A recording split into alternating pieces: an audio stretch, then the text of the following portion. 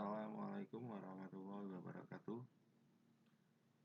Selamat pagi, kelas 11 farmasi.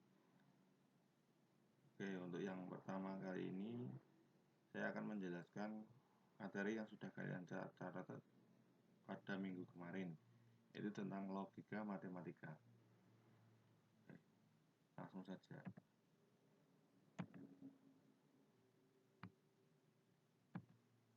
Kemarin kalian sudah mencatat tentang kalimat deklaratif atau pernyataan.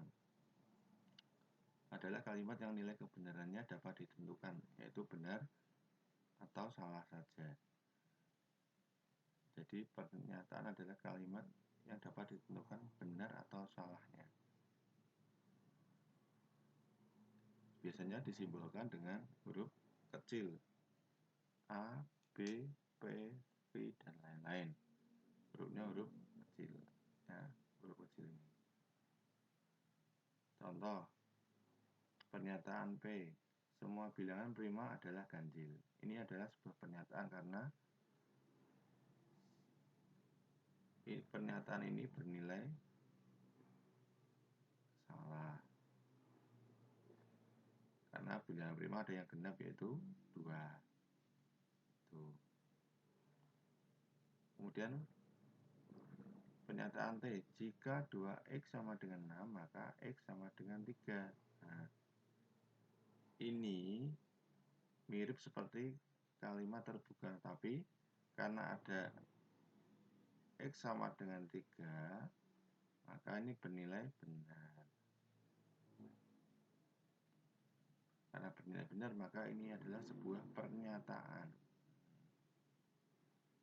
Oke. Paham ya?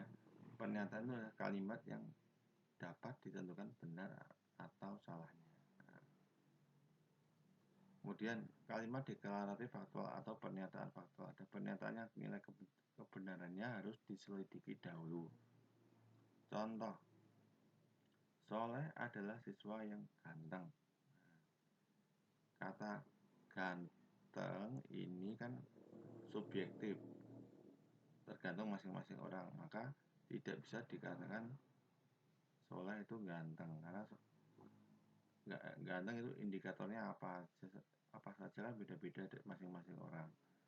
Ada yang keriting itu yang ganteng, yang hidungnya pesa yang ganteng, hidungnya mancung yang bisa juga ganteng. Nah, begitu. Jadi tidak ada ketentuannya, maka ini tidak bisa dikatakan sebuah pernyataan. Kemudian telah terjadi gempa di kota Subang. Nah, ini bukan pernyataan karena harus dicek dulu terjadi gempa benar atau tidak, kapan. Nah, maka ini bukan sebuah pernyataan. Begitu ya.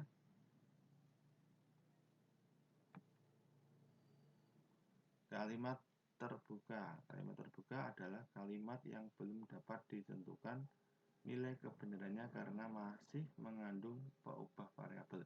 Jadi kalau ada variabelnya atau masih dalam belum bisa ditentukan benar atau salahnya, maka itu adalah kalimat terbuka. Contohnya ini, 5P-10 sama dengan 15. Nah, P-nya ini berapa? Nah, P-nya kan belum ditentukan.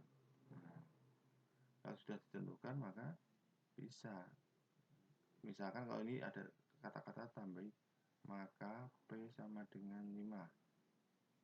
Maka ini adalah sebuah pernyataan. Karena sudah bisa ditentukan benar atau salahnya. Kalau ini tidak ada, maka ini adalah kalimat terbuka. Patung tersebut adalah patung proklamator bangsa Indonesia. Nah, patung di sini bisa diganti adalah sebuah variabel. Ini bisa diganti patung apa saja. Nah, kalau memang benar itu patung Pak Soekarno atau Pak Hatta, ya itu ini berarti pernyataan. Itu X kuadrat plus 2X min 15 lebih dari 0. Ini adalah sebuah kalimat terbuka karena masih ada variabelnya X belum ditentukan, maka ini kalimat terbuka. Jadi ini latihan buat kalian kemarin. Ini harusnya kalian bisa mana yang merupakan pernyataan dan kalimat terbuka. Kalau sudah tahu benar atau salahnya, hari ini tidak hujan. Nah, ini benar atau salah? Atau perlu dibuktikan? Hari ini itu kan bisa sampai malam nanti. Nah, belum bisa ditentukan. Harus dicek kebenarannya. Gitu. Oke. Lanjut. Ingkaran, konjungsi, disjungsi, implikasi, dan biimplikasi.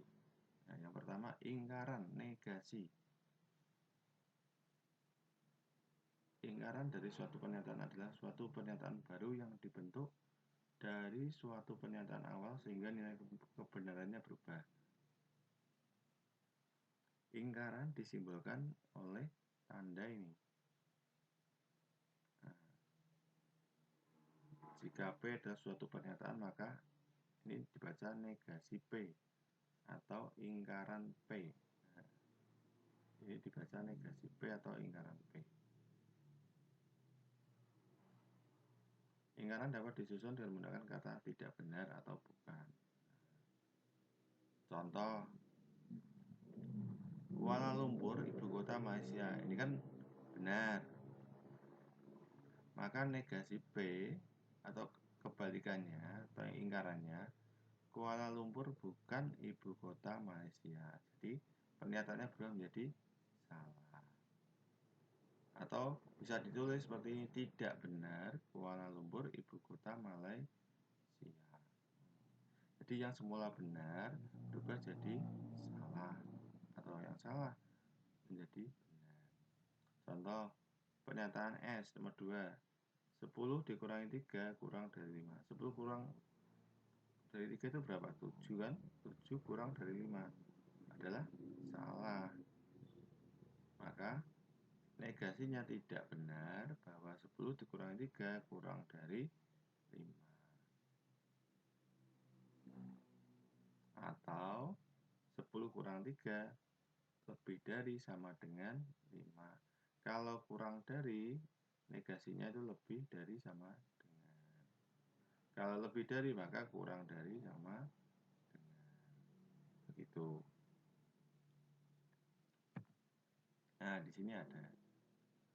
Kalau pernyataannya semua,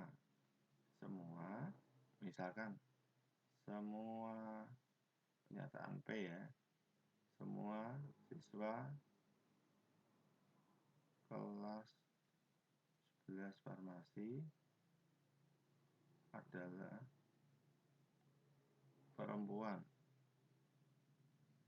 Nah, negasinya apa? Negasinya adalah ini, ada atau beberapa tidak. Maka bisa ditulis beberapa atau ada siswa kelas 11 farmasi yang bukan perempuan atau yang tidak perempuan. Nah, begitu. Sebaliknya kalau ada beberapa itu nanti semua tidak. Kalau sama dengan, kebalikannya berarti tidak sama dengan. Kalau lebih dari maka kurang dari sama dengan. Kalau lebih dari atau sama dengan maka ini kurang dari. Kalau kurang dari, kebalikannya maka lebih dari sama dengan. Kalau kurang dari sama dengan maka ini lebih dari. Gitu. Ya. Contoh negasi dari pernyataan berikut. Semua hewan berkaki 4. Maka ada hewan yang tidak berkaki 4 atau bisa ini diganti beberapa hewan tidak berkaki 4. Itu bisa. Ada ikan yang bernapas dengan paru-paru, maka negasinya semua ikan tidak bernapas dengan paru-paru. Itu. Kemudian yang C, 3 tambah 2 dibagi 4 kurang dari 5. Kurang dari, maka negasinya adalah lebih dari sama dengan. Yang asal kemampuan ini, kemarin kalian sudah coba mengerjakan belum? Kalau sudah, kita cocokkan. 1 tambah 1 sama dengan 2, maka 1 ditambah 1 tidak sama dengan 2. Serang adalah ibu kota provinsi Banten. Maka Serang adalah bukan ibu kota provinsi Banten. Frida memakai kacamata, maka negasinya Frida tidak memakai kacamata. Kalau 2 tambah 7 lebih dari 5, maka 2 tambah 7 kurang dari sama dengan 5. Kemudian, semua ikan bernapas dengan insang, maka beberapa ikan tidak bernapas dengan insang. Atau bisa ada ikan yang tidak bernapas dengan insang. Kemudian beberapa siswa tidak masuk karena sakit. Maka negasinya adalah beberapa, berarti kebalikannya semua. Semua siswa masuk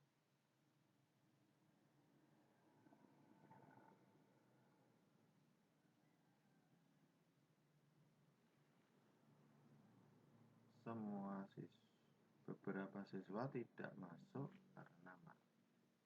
karena sakit.